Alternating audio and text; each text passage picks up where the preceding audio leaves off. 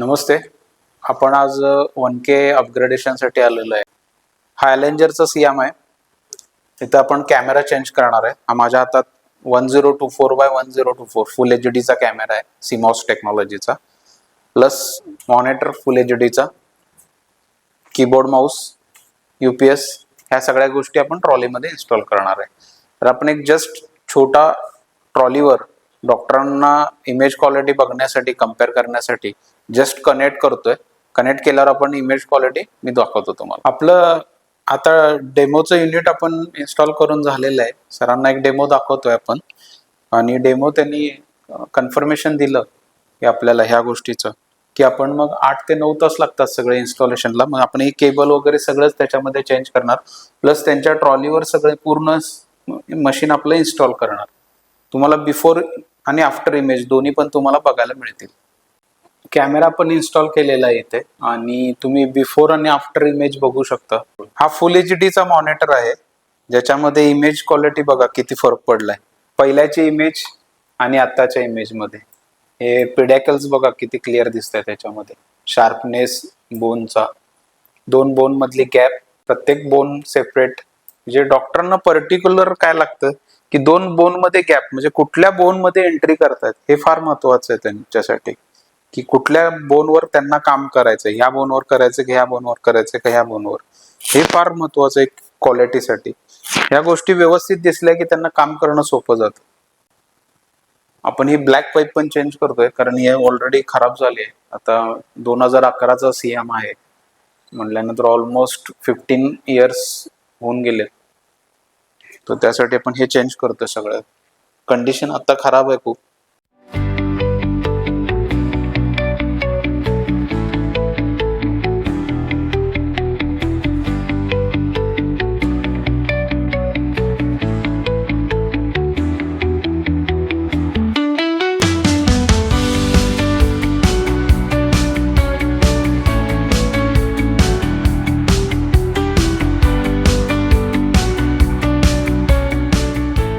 आज आपल्या सोबत आलेले आहेत कृष्णा सर.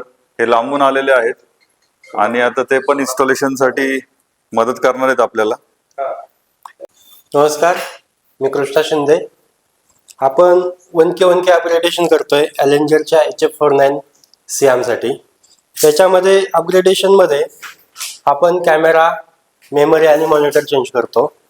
त्याचबरोबर याच्या कॅमेरा आणि मेमरी इंटरफेसिंगसाठी आपण Cat6 लॅन केबल यूज करतो.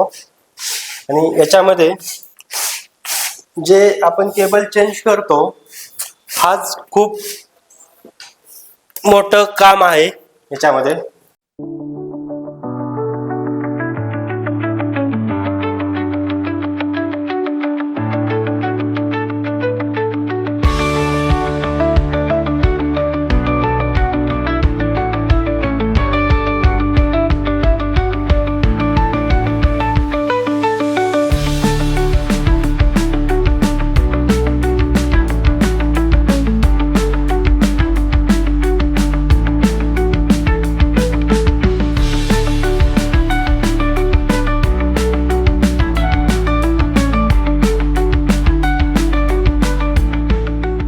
आपलं 1K इन्स्टॉलेशन झालेलं आहे, पण कॅमेऱ्याचं फोकसिंग आणि ऍडजस्टमेंट करतो आपण. लास्ट टप्प्यात आहे आता. तर लास्ट टप्पा झाल्यानंतर फोकसिंग करून घेणार आपण, आणि मग डॉक्टरांना एक छोटा डेमो दाखवणार. डेमोचा व्हिडिओ पण मी एक छोटा अपलोड करतो याच्यामध्ये, की आपण डेमो कसा देणार, काय काय फीचर्स येतात त्याच्यामध्ये. बजर वाजला की बटन सोडायचं, UPS ऑन. UPS ऑन झाला की सिस्टीम ऑन. सिस्टीम ऑन झाला की स्क्रीन ऑन. सॉफ्टवेअर ऑन होण्यासाठी 45 सेकंड्स लागतात. सिस्टीम ऑन झाली, सॉफ्टवेअर ऑन झालं. पेशंट ID हॉस्पिटलचा, patient name, male female, age सगळं टाकायचं. स्टडी इन्फॉर्मेशन, म्हणजे तुमचं काय हे करणार आहे, तुम्ही कुठली सर्जरी करताय ते ऍड करू शकता याच्यात तुमच्याप्रमाणे. कारण डॉक्टरांचा काही रेफरन्स असला तर डॉक्टरांचे नाव वगैरे पण इथून ऍड करू शकता. मी इथून सेव्ह म्हणायचं. सेव्ह म्हणला की इमेज सेव्ह झालं. सेव्ह झाले की तो पेशंट डिटेल्स मध्ये असेल. परत न्यू पेशंटला येऊ शकता, एडिट पेशंट करू शकता, पेशंटचं नाव स्पेलिंग वगैरे चुकलं तर डिलीट करू शकता, कालचं झालेलं बघू शकता, सर्च मध्ये जाऊन इथून सर्च करू शकता इमेज. तुम्हाला पोझिशन कशी करायची असेल तर इमेज प्रोसेसिंग मध्ये जाऊन इथून रोटेशन करू शकता.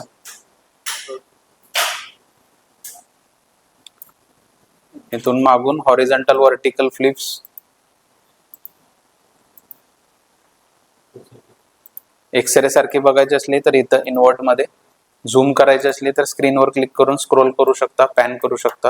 परत फिट टू स्क्रीन, हे सगळे तुमचे इमेज प्रोसेसिंग मध्ये ऑप्शन्स आहेत. रोटेशन, हॉरिझॉन्टल व्हर्टिकल फ्लिप्स, हे सगळे. बाकीचे ते फ्रेम रेट हे हलवायचं नाहीये, कॉन्ट्रास्ट हलवायचं नाहीये, ब्राईटनेस नाही हलवायचा आहे, शार्पनेस नाही हलवायचं, असे सेटिंग्स केलेले. आता ॲक्वारेशन मध्ये मूव टू रेफरन्स, 2 स्क्रीनवर बघायची असली तर, सेव्ह करायची असली तर तिथून सेव्ह ऑप्शन आहे. एंड प्रोसिजर म्हणजे तुमचं झालेली सर्जरी स्टॉप करायचे, बंद करायचे, संपवायचे, तर इथून एंड प्रोसिजर करून येस म्हणला की तुमची संपली. पेशंट डिटेल्स मध्ये जाऊन परत झालेली इमेज, पेशंट डिटेल्स मध्ये परत new patient, edit patient, delete patient, search patient, हे मागाचे ऑप्शन्स.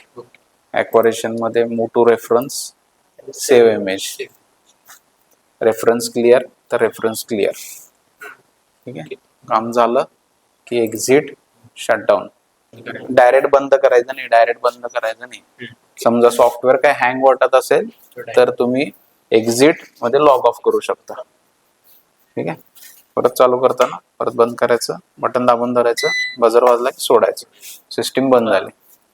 चालू करताना परत ऑन, बजर वाजला सोडलं, ऑटोमॅटिकली सिस्टीम ऑन. आणि रिमोटचे फंक्शन तर रिमोटचे पण परत एकदा रिव्हर्स करतो सगळे. परत मागची पुढची इमेज सेव्ह झालेली मागची पुढची बघण्यासाठी आहेत हे 2 फेसिंगचे तोंडाचे चिन्ह आहेत. ते एका बाजून दुसऱ्या स्क्रीनवर न्यायचे हे फंक्शन्स आहेत. रोटेशन साठी हे 2 आहेत, सेव्ह साठी हे आहे, झुमिंग साठी हे आहे, झूम आउट साठी हे आहे, सिने लूप रेकॉर्डिंग जे केलं होतं ते प्लेइंग करण्यासाठी आहे, सेव्ह करण्यासाठी आहे. प्ले करण्यासाठी इथे पे आणि प्लॉज दोन्ही बटन आहेत. हॉरिझॉन्टल व्हर्टिकल बोथ हे तुमचे इमेज उलटे सुलटे करण्यासाठी आहेत. आणि तुमचा जो सिने लूप आहे त्याच्या मधल्या ज्या फ्रेम्स आहेत त्या बघण्यासाठी हे 2 बटन आहेत. म्हणजे किती फ्रेम्स रेकॉर्ड केल्या ते त्याच्यामध्ये असतात, दाखवतो कसं. हे आपण रेकॉर्डिंग केलं होतं ते. आता ह्यानी पॉज करायचंय समजा. आता बघ त्यांनी काय केलंय, हे बघ 34 इमेजेस सेव्ह केल्यात. हा, तर ह्या मागच्या पुढच्या तुला एक पण बघू शकतोस तू. अलग लक्षात. प्रत्येक व्हिडिओ हा तुमच्या फोटोच्या सहाय्याने फोटोमध्येच तो कन्वर्ट झालेला असतो. फक्त तो प्लेइंगच्या स्वरूपात असतो, 1 2 3 4 फ्रेम्स असं. तर आता त्यांनी 34 मधल्या 30 हव्या इमेज वर आहे आपण, तर मागच्या पुढच्या तू बघू शकतोस. म्हणजे पर्टिक्युलर हे युरोला जास्त लागतं ऑर्थो पेक्षा, पण ते दोन्ही फंक्शन्स ठेवलेले आहेत असं. तर ह्यातले काही समजले नाही तसं काय समजलं ना. कंपल्सरी हे जर तुला रिमोट जर ऑपरेट होत नसला असं वाटलं तर रिसेट साठी हे बटन आहे. रिसेट दाबलं की रिसेट होतो रिमोट. फक्त एक्झिट, शटडाऊन. कंपल्सरी स्क्रीनला प्लॅस्टिकनी कव्हर करायचं, त्याच्यानंतर त्याची ग्रीन शीट तुमची घालायची पूर्ण ह्याला. इथं पण ग्रीन शीट यायला पाहिजे, ह्याच्यावर पण सगळ्यावर. आणि मग बेडशीट टाकायचं. बेडशीट मध्ये फ्युमिकेशन ऑब्झर्व झालं पाहिजे, स्क्रीन किंवा कुठेही बाकी कुठं ओढलं नाही पाहिजे. लिक्विड डॅमेजला वॉरंटी नाही. कंपनीला लगेच कळतं की लिक्विड डॅमेज आहे किंवा फ्युमिकेशनमुळे डॅमेज झालंय. किंवा ह्याच्यामध्ये लिटमस पेपर असतो, मोबाईल मध्ये सुद्धा लिटमस पेपर असतो. जरा जरी तुझं पाण्यात टच झाला किंवा पाणी त्यात गेलं कळालं की त्यांना तो लिटमस पेपर कलर चेंज झाला की ते ओळखतात की पाणी गेलं. अशा प्रकारे आपलं अलेंजरचं 1K इन्स्टॉलेशन कम्प्लीट झालेलं आहे. तुम्ही बघू शकता, मी मागच्या व्हिडिओमध्ये पण सांगितलं होतं की आपण कुठल्याही कंपनीचा जर सियामा असेल तुमचा, अलेंजर असू दे, मेडिट्रॉनिक्स असू दे किंवा इव्हन कुठल्याही अदर कंपनीचा असू दे, त्याच्यावर आपण 1K इन्स्टॉलेशन करून इमेज क्वालिटी वाढवू शकता. म्हणजे ज्या तुम्हाला इमेजेस क्वालिटी दिसत नाही आहेत ते 100% आपण त्याची इम्प्रूव्हमेंट करू शकतो. तुम्ही हा व्हिडिओ बघून त्याचं तुम्हाला समजून जाईल की इमेज मध्ये बिफोर आणि आफ्टर इमेज कशा मध्ये क्वालिटी वाढते. Thanks for watching video.